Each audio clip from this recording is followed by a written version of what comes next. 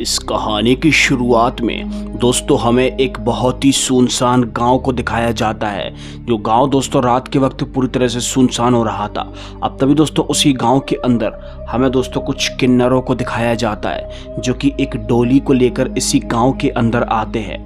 फिर तभी दोस्तों हमें एक घर की ओर दिखाया जाता है जिस घर के अंदर सारे लोग रो रहे थे क्योंकि उस घर की बेटी दुल्हन की तरह पूरी तरीके से तैयार हो चुकी थी।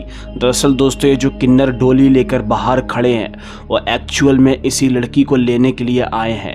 दोस्तों ये लड़की दुल्हन की तरह तैयार हो चुकी है।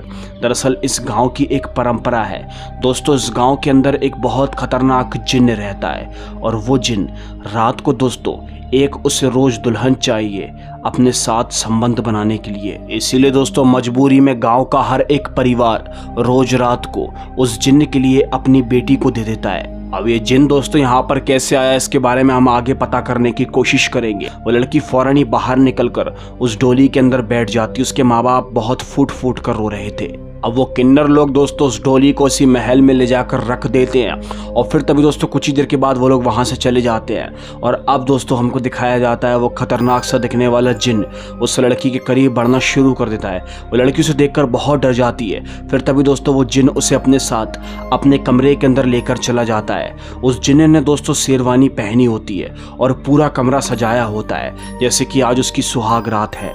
वो जिन्न अपना सेहरा उठाकर उस लड़की को अपना जैसी चेहरा दिखाता है तो उस लड़की की दोस्तों चीखें निकल जाती हैं। वो लड़की यहाँ से भागने की कोशिश करती है बट दोस्तों गुस्से में आकर वो जिन्न उसे मार डालता है। जो भी लड़की इस जिन्न के साथ संभोग करने के लिए हाँ नहीं करती वो इसे मार डालता है। अब कहानी शिफ्ट होकर दोस्तों हमें दो लड़कियों को दिखाया जाता है। दरअसल जो पहली वाली लड़की शुरुआत में मर गई ये उसमें से एक उसकी बहन होती है जो कि गांव के बाहर शहर पढ़ाई करने के लिए गई हुई थी। इस लड़की का नाम दोस्तों श्रुति होता है। श्रुति दोस्तों काफ़ी सालों के बाद शहर से पढ़ाई कर कर अपने गाँव लौटती है और वो दोस्तों अपने साथ एक दोस्त को भी लेकर आई हुई थी। वो जैसे ही घर पर जाती है तो दोस्तों उसके पिता उसे देखकर खुश तो होते हैं बट वो उस पर काफ़ी चिल्लाते हैं और बोलते हैं कि बेटा तुम्हें इस वक्त यहाँ पर नहीं आना चाहिए था। श्रुति की माँ भी उस पर बहुत चिल्लाती है और बोलती है कि बेटा अभी यहाँ का माहौल ठीक नहीं है, तुम्हें अपने शहर वापस लौट जाना चाहिए। श्रुति हर किसी से जानने की कोशिश करती है कि आखिर यहाँ पर क्या चल रहा है। फिर तभी दोस्तों उसका छोटा वाला भाई आता है जो कि उसे सारी सच्चाई के बारे में बताता है कि दीदी को तो वो लोग उठाकर ले गए हैं। अब जब दोस्तों श्रुति अपने घर पर ठीक तरीके से पूछने की कोशिश करती है तो दोस्तों उसको जवाब मिलता है कि इस गाँव के अंदर कोई भी लड़की सुरक्षित नहीं रह सकती। इस गांव के अंदर जो भी लड़की है उसको अपना बलिदान देना ही पड़ता है। अब दोस्तों ये बातें सुनकर श्रुति बहुत ज़्यादा रोने लगती है। उसे समझ में ही नहीं आता कि आखिर ये यहाँ पर कब से होने लगा क्योंकि वो काफ़ी सालों से घर नहीं गई थी। अब उसको दोस्तों अपनी बड़ी बहन को लेकर बहुत ज़्यादा दुख हो रहा होता है। इसीलिए दोस्तों वो रात के वक्त पर पहुँच जाती है इस गाँव के सरपंच से बात करने के लिए। उस सरपंच से बात करती है और बोलती है कि ये गाँव के अंदर सब कुछ क्या चल रहा है। तो दोस्तों सरपंच पूरी तरीके से मजबूर था। वो श्रुति और बाकी सब लोगों से बोलता है कि अब हमारे हाथ में कुछ भी नहीं है। हमने उस जिन्न को रोकने की कोशिश तो की थी बट हम उसमें नाकामयाब हो चुके थे। वो अपनी मन मर्जी करेगा और गांव में से औरतों को ले जाएगा और हमारी भलाई इसी में है कि हम औरतों को सौंप दें वरना वो सब कुछ खत्म कर देगा। ये बात सुनकर दोस्तों श्रुति को लगता है कि ये लोग कितने घटिया लोग हैं। इसीलिए वो फैसला करती है कि वो खुद ही इस समस्या का समाधान निकालेगी और वो महल जाएगी। अब दोस्तों यहाँ पर इसी गांव के अंदर सुपर कॉप्स की टीम से एक आदमी जिसका नाम ज्वाला है वो भी अभी कुछ दिन से यहाँ पर रहने के लिए आया हुआ था। अब तभी दोस्तों हमें कुछ देर के बाद का सीन दिखाया जाता है। वो किन्नर वगैरह दोस्तों डोली लेकर दोबारा किससे आ जाते हैं और उस डोली के अंदर अब किसी दूसरे घर की लड़की बैठ जाती है उस दानव के साथ जाने के लिए। और वो किन्नर दोस्तों जैसे आगे की ओर को बढ़ने की कोशिश करते हैं तो दोस्तों ज्वाला उनके सामने आ जाता है। वो किन्नर दोस्तों ज्वाला को रुकने से नहीं रुकते बट ज्वाला यहाँ पर अकेला नहीं था। यहाँ पर सुपर कॉप्स की टीम के और भी मेंबर यहाँ पर आ जाते हैं क्योंकि ज्वाला ने इस गाँव के बारे में, इस घटना के बारे में सबको खबर कर दी थी। जब दोस्तों वो लोग यहाँ पर आते हैं तो वो उन किन्नरों की इतनी बुरी वाली पिटाई लगाते हैं जिसके बारे में मैं आप लोगों को कुछ बता ही नहीं सकता।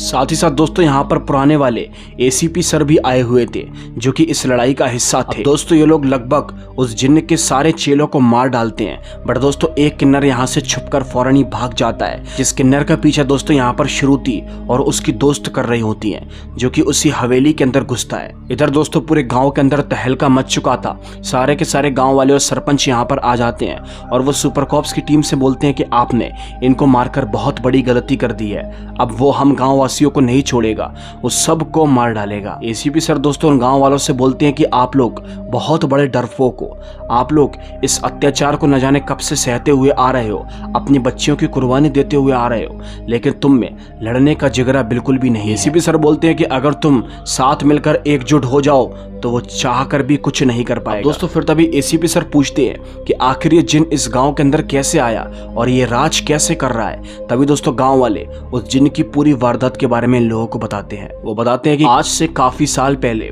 इसी गांव की उस हवेली के अंदर एक राजा रहा करता था, जो राजा बहुत धनी था। एक बार वो राजा जंगल के अंदर शिकार पर गया हुआ था। शिकार करते हुए राजा की नजर एक लड़की पर पड़ती है, जो लड़की वहीं पर ही जंगल के अंदर टहल रही थी। राजा को वो लड़की पसंद आ जाती है, इसीलिए राजा उस लड़की से विवाह कर लेते हैं। बट विवाह के बाद राजा को पता चलता है कि उन्होंने जिस लड़की से विवाह किया है वो एक्चुअल में कोई साधारण सी औरत नहीं बल्कि एक जादूगरनी थी। वो जादूगरनी राजा को खत्म करके उसकी सारी संपत्ति को खत्म करना चाहती थी, हड़पना चाहती थी। इसीलिए राजा ने उस जादूगरनी को यानी कि अपनी पत्नी को अपने महल से फिकवा दिया था। वो जादूगरनी महल से तो चली गई, लेकिन महल से जाने के बाद ये लोग चैन की सांस लेने लगे, बट वो पूरी तरीके से नहीं गई थी। जब इन लोगों ने उस जादूगरनी को महल से निकाला था तो वो प्रेग्नेंट थी। उस जादूगरनी के पेट में एक शैतानी बच्चा था और जब उस बच्चे ने जन्म लिया तो वो वही जिन्न है जो आज सब लोगों पर आतंक मचा रहा है। वो जादूगरनी अपने बेटे के साथ में दोबारा किसे इस महल के अंदर लौटी और इस महल के अंदर लौटने के बाद उसके बेटे आज जो कि वो जिन्न है, उसने उस राजा को और उसके सारे सिपाहियों को मार डाला। धीरे धीरे वक्त बीतता गया, जादूगरनी की भी मौत हो गई, लेकिन बाद में उसका जो बेटा जो कि आज एक जिन्न है वो ही उस हवेली पर राज कर रहा है। उसी ने उस राजा के पद को हासिल कर लिया है।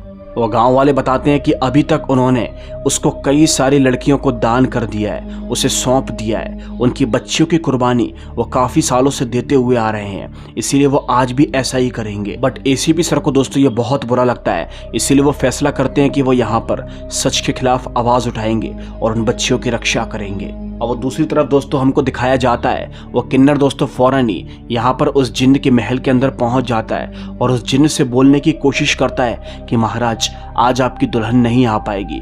तो दोस्तों वो जिन्न इतना ज़्यादा गुस्से में हो जाता है कि दोस्तों वो उस किन्नर को ही जान से मारकर ख़त्म कर देता है। दोस्तों वो दोनों की दोनों लड़कियाँ श्रुति और उसकी फ्रेंड यहाँ तक पहुँच चुकी थी और वो जिन्न दोस्तों उन्हें देख लेता है। फिर तभी दोस्तों वो दोनों की दोनों यहाँ से भागने की कोशिश करती हैं और वो जिन्न दोस्तों उनके पीछे ही पड़ चुका था। ये दोनों अलग अलग रूम में जाकर छिप जाती है, जिसमें से दोस्तों श्रुति एक रूम के अंदर छिपती है जिसके अंदर कई सारी दुल्हनों की लाशें पड़ी हुई थी। आप लोगों ने बिल्कुल सही सुना। अब कुछ ही देर के बाद दोस्तों वो वहाँ पर आ जाता है वही जिन्न, और वो दोस्तों जैसे इस कमरे के अंदर आता है तो दोस्तों वो यहाँ पर श्रुति को देख लेता है। बट दोस्तों वो जैसे ही शहरा उठाता है तो दोस्तों वो कोई जिन्न नहीं बल्कि वो तो ज्वाला होता है। श्रुति ज्वाला को देखकर डर चुकी थी, लेकिन दोस्तों वो यहाँ पर ज्वाला पर चिल्लाना शुरू कर देती है। बट ज्वाला उससे बोलता है कि मैं तुम्हारी मदद जरूर करूंगा। अब हमें दूसरी तरफ दिखाया जाता है वो जिन्न दोस्तों श्रुति के दोस्त को उठाकर ले गया था और उससे कह रहा था कि आज से तुम ही मेरी दुल्हन हो, तुम आज मेरे साथ संभोग करके मेरे वंश को आगे बढ़ाओगी।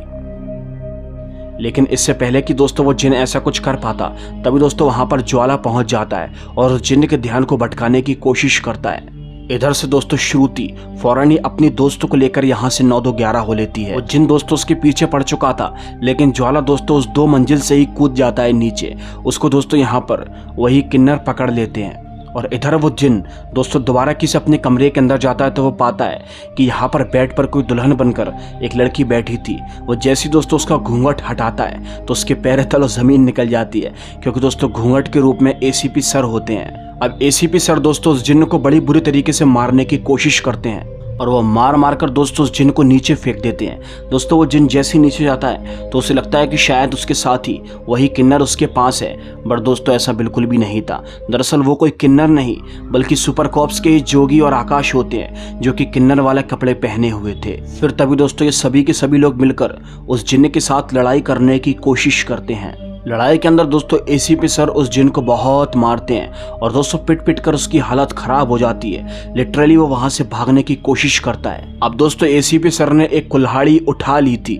वो जिन दोस्तों दरअसल उसने दोस्तों अब यहाँ पर हवेली से भागना शुरू कर दिया था और फौरन दोस्तों हवेली से भागकर बहुत दूर भागने की कोशिश करता है। लेकिन दोस्तों एसीपी सर उसके पीछे ही भागते हुए उस कुल्हाड़ी को उस जिन की तरफ फेंकते हैं तो दोस्तों वो कुल्हाड़ी उसकी पीठ में जाकर लगती है, जिससे कि दोस्तों उसकी जगह पर ही मृत्यु हो जाती है। जो काम यहाँ पर रहते हुए इतने सालों से इतने सारे गांव वाले नहीं कर पाए, वो काम दोस्तों 3-4 लोगों ने मिलकर कर दिया। अब दोस्तों श्रुति यहाँ पर आती है अपने दोस्तों के साथ में और सभी ऑफिसर्स का थैंक यू करती है, क्योंकि दोस्तों यहाँ पर उन्होंने बहुत सारी लड़कियों की ज़िंदगी को बचा लिया था, बहुत सारी लड़कियों पर अत्याचार होने से बचा लिया था। क्योंकि अगर ज्वाला इस गांव के अंदर नहीं आया होता तो शायद एसीपी सर और बाकी सब लोगों तक ये खबर कभी पहुंच ही नहीं पाती और इसी तरीके से सारी बच्चियां उस जिन्न की हवस का शिकार बनती। इसी के साथ दोस्तों ये कहानी यहीं पर ही खत्म होती है। अगर आपको ये वीडियो अच्छी लगी हो तो लाइक करके चैनल को सब्सक्राइब कर देना। हम मिलेंगे दोस्तों आपसे एक और दिल दहला देने वाली कहानी के साथ। तब तक के लिए आप लोग अपना बहुत बहुत ध्यान रखें। Bye and